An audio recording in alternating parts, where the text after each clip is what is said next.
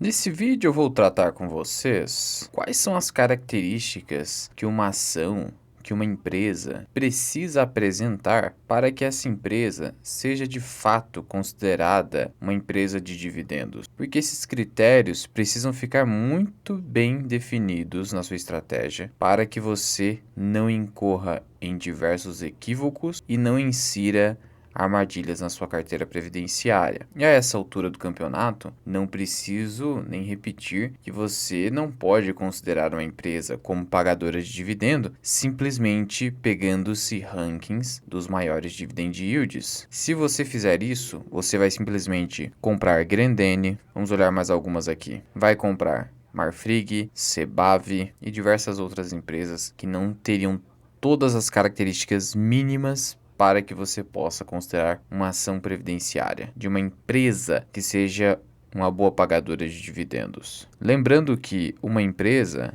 não necessariamente sempre terá essas características. Ela pode mudar com o tempo, pode passar por fases, pode sair de um ciclo de crescimento para um ciclo de dividendos, pode compatibilizar os dois, tanto crescimento quanto dividendos, que é o cenário ideal, mas aqui vou trazer as características mínimas. E a primeira característica que a gente poderia inserir aqui nessa nossa lista diz respeito à previsibilidade da receita, do EBITDA e do lucro líquido. Especialmente EBITDA e lucro líquido. Por quê? Porque o dividendo sai do EBITDA ou do lucro líquido. Como assim, Luan? O dividendo sai do EBITDA, não sai do lucro líquido? Sim, no sentido de que o índice payout, ele leva em conta o lucro líquido. Acontece que algumas empresas, principalmente empresas de capital intensivo, elas utilizam o EBITDA como métrica para a distribuição do dividendo. O EBITDA, que seria o parâmetro para você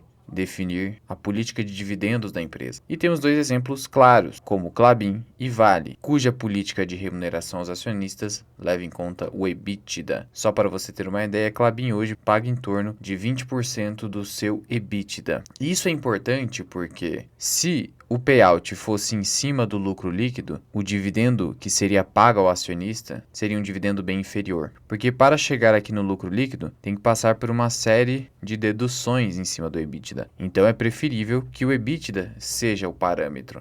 Luan, e como eu poderia definir um grau bom de previsibilidade da receita, EBITDA e lucro líquido? Esse grau de previsibilidade você precisa analisar a partir do setor de atividade no qual a empresa que você está analisando está inserida. Vamos pegar aqui como exemplo a Taesa, setor de atividade transmissão de energia elétrica. A companhia tem receitas previsíveis? Sim, por quê? Porque ela possui no seu portfólio uma série de contratos de concessão que na prática se refletem em ativos da empresa. Esses ativos, eles geram receitas simplesmente a partir da disponibilização da rede de transmissão de energia elétrica, sequer é necessário ali a utilização efetiva. Em virtude disso, bastando a disponibilização, a companhia irá receber necessariamente as suas receitas e com reajustamento por um índice de inflação que já está previsto no contrato, e são contratos de longa duração. Então veja, você precisa entender a dinâmica da empresa e do setor de atividade. Setor de saneamento, vamos pegar Sanepar.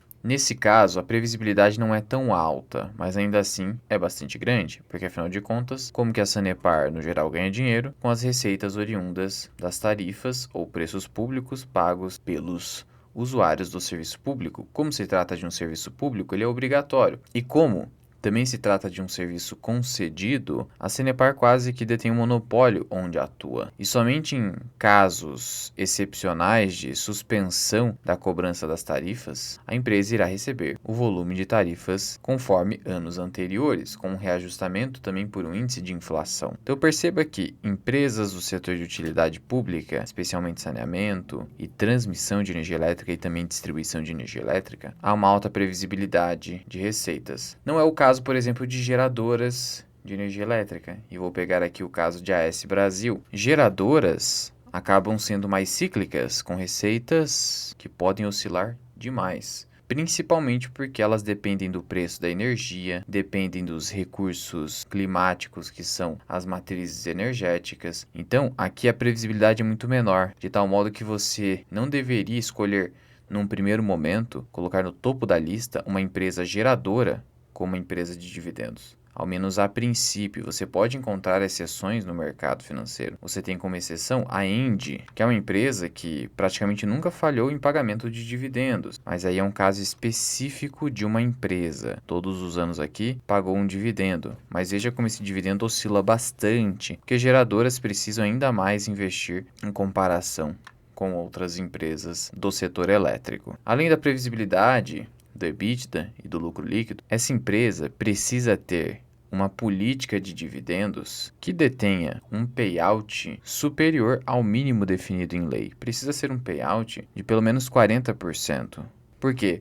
Um payout abaixo de 40%, dificilmente você terá um bom dividendo. 40% do lucro líquido, estou falando, porque se for 20% do EBITDA já é algo bastante válido. Afinal de contas, o EBITDA é muito maior que o lucro líquido. É claro que haverá ocasiões em que uma empresa com um payout de 20% pagará um dividendo enorme, mas são ocasiões muito raras e geradas, no geral, porque a empresa caiu muito de cotações, porque a empresa está esquecida pelo mercado. Aí são situações específicas, mas no geral o payout precisa ter um volume um pouquinho maior. Do contrário, o que será remunerado a título de dividendo ao acionista será um valor muito pequeno. Outro ponto é que, quando você olha para o histórico de dividendo, esse dividendo tem que ser crescente. Então, de um ano para outro, esse dividendo precisa crescer.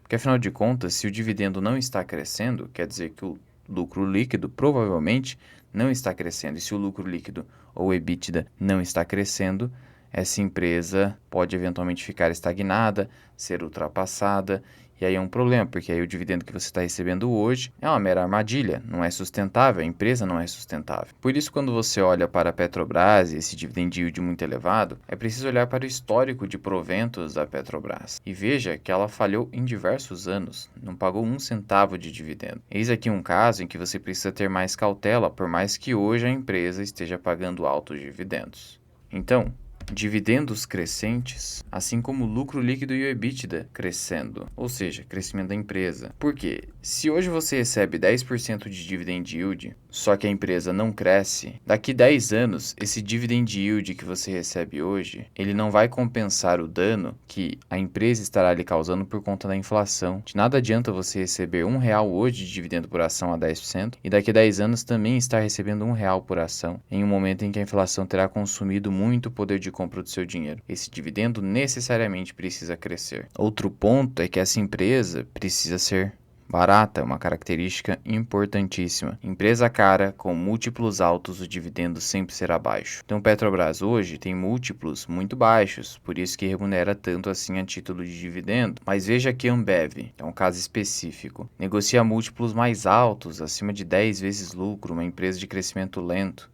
E é uma empresa que já detém um payout bem elevado, mais de 80% do lucro líquido vai para os acionistas, só que os múltiplos são elevados, então o dividendo será baixo. E aí não vale a pena. A técnica do Bazin, do preço teto, pode te ajudar a verificar quando vale a pena você comprar uma ação pensando em dividendo. Não necessariamente você vai exigir só 6% de yield, porque nesse caso de Ambev você poderia ter algo próximo disso, simplesmente pagando R$12 na empresa, algo do tipo. Mas talvez não fosse suficiente considerando que a empresa é cara. Se a empresa é mais cara e não tem mais tanto para onde crescer, o ideal é exigir um dividendo maior, porque o seu retorno tende a ser basicamente dividendo e pouca valorização. E aí você tem que avaliar o custo de oportunidade, porque o dividendo deve ser avaliado em conjunto com o potencial de valorização e crescimento da empresa. De nada adianta eu receber 6, 7% de dividend yield se a empresa vai subir de cotação algo em torno de 3, 4% ao ano, enquanto que no Brasil você tem uma renda fixa que pode render 12%. Não vai valer a pena a assunção de risco, não há prêmio de risco. Quando você olha para um dividendo de 6, 7%, você precisa contar com a hipótese de que a valorização da ação será de pelo menos 6, 7% também, fazendo com que haja prêmio de risco em relação à renda fixa e à sua performance histórica aqui no Brasil. E por fim, e aqui são características mínimas, com o tempo você vai adicionando outras, eu diria o básico: a empresa precisa ser boa, necessariamente. E o que significa a empresa ser boa? Vamos pegar aqui o caso de Ambev. Qual é a dívida da empresa? Uma dívida muito baixa, negativa inclusive. Mas quando você pega uma empresa como a Minerva Foods, vamos olhar para o endividamento. Por mais que você tenha um dividend yield aqui de tela alto, você olha para o endividamento, 4 vezes o EBITDA, sendo de 14 vezes o patrimônio líquido, você fica assustado, porque como pode a empresa pagar dividendo tendo uma dívida tão alta? É isso que você precisa tomar cuidado ali. Outro ponto que, se a empresa tiver uma dívida muito alta, e olha o tamanho da dívida atual de AS Brasil, ela não vai conseguir pagar dividendo. E se ela pagar um dividendo cilada, nada sustentável. Ainda você precisa analisar para o ROIC da empresa. Se uma empresa entrega um ROIC abaixo de 10%, isso significa que ela não consegue rentabilizar mais do que 10% as fontes de financiamento da empresa. Logo, o custo da dívida pode eventualmente ser maior do que esse ROIC e a empresa sequer ser sustentável no longo prazo. E, obviamente, outros indicadores de qualidade, mas especialmente olhar para o ROIC, que deve ser de no mínimo 10%, porque afinal de contas o VAC, o custo médio ponderado de capital, costuma ficar entre 7% a 9%, e a dívida não pode ser maior que 4 vezes o EBITDA. Do contrário, não há sustentabilidade para esses dividendos e eventualmente até mesmo para a própria empresa. Então são características mínimas para que uma empresa seja elegível para uma carteira de previdência. Eu poderia aqui elencar várias outras características, mas o vídeo ficaria muito longo e não é esse o propósito. Estou trazendo o mínimo necessário para que você não caia em ciladas quando você estiver montando uma carteira de previdência. Lembrando que, para se aprofundar muito mais sobre esse assunto e outros mais, nós temos nosso treinamento FMI, Investidor Independente, que está com matrículas abertas por tempo limitado. Fecharemos as matrículas nesse mês, então corra e aproveite essa oportunidade. 40 horas aulas focadas em análise fundamentalista de ações. Temos um módulo próprio para valuation, noções de matemática financeira, fundos imobiliários, investimentos no exterior e muito mais. Sendo que somente nessa oportunidade, nesse lançamento, é que você terá o acesso vitalício, pensando justamente nas pessoas que não podem assistir às aulas nesse primeiro momento, porque estão atarefadas. E aí você poderia fazer isso em outro momento. Qualquer dúvida, deixa aqui nos comentários. Muito obrigado por ter ficado comigo até aqui. Eu sou o Luan, esse que é o canal Mirai Investing. Até o próximo vídeo. Fui!